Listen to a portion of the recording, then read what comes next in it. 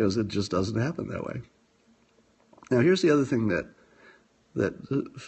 fudges up the analysis. And again, this is a little insight I have from being famous. So my level of fame is, obviously far lower than Trump's or Clinton's. So I'm sort of the mini version of fame. But even so, I can start to gauge some of the effects of fame. And one of the curious effects of fame is that everyone flirts with you. Men flirt with me, straight men flirt with me. Women flirt with me, whether they want to have sex with me or not. They all flirt with me. And let me say this a little bit clearer, because that was misleading. When I say they flirt with me, I mean that they act in a way that the casual observer would interpret as flirting, because they're a little bit more attentive, smile too much, they laugh at my jokes too much, because I'm famous. Now, if I were not famous and I saw somebody acting that way in another context, I would say, this person is flirting with me. This person wants to have sex with me. So it's really easy to confuse when somebody's actually giving you the green light and when they're just treating you like a celebrity, because they look a lot alike, all right? And so somebody like Trump, who we know to have not only a big ego, but to be the most optimistic person you've ever met. He always kind of assumes things are going his way. You put him in a situation where there's a woman who's simply treating him like a celebrity, or simply treating him even if she didn't know him, as in the case of this, the accuser on the airplane. Remember, he was, at the time, he was a 6'3", strikingly good-looking, well-dressed, well-spoken man, right? Almost everybody's going to flirt with that guy, right? Almost any normal woman is going to be a little bit flirty with somebody who meets that characteristic. Now, that doesn't mean she gave the green light. I'm not saying that at all.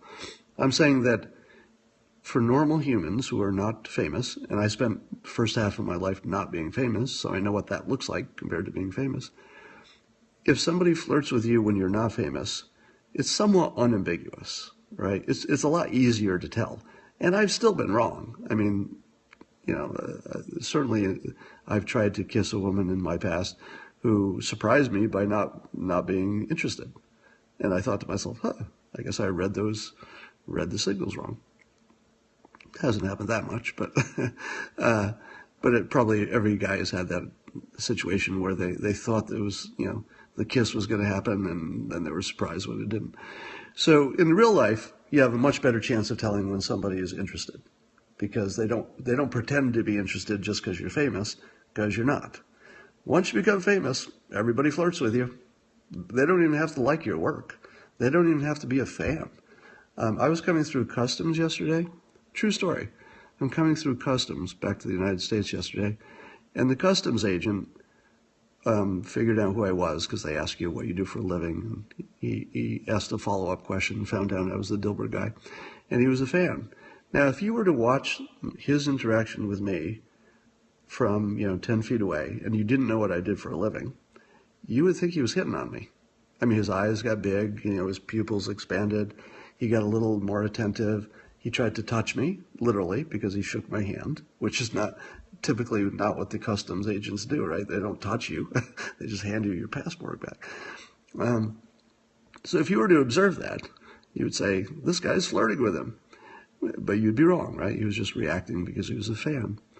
So the odds that somebody with a big ego and a big, set of optimism about himself, like Trump, who is also famous, who affects people as a famous person, and in addition, at least back in 1979 or whenever it was, he also influenced people as a big, good-looking guy, well-dressed, well-spoken.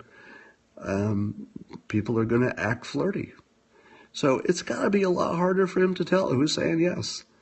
So my guess is that Trump is, guilty of inappropriate actions, probably on a fairly widespread scale, but that in some number of those times, and maybe every one of them, he probably thought he had a green light.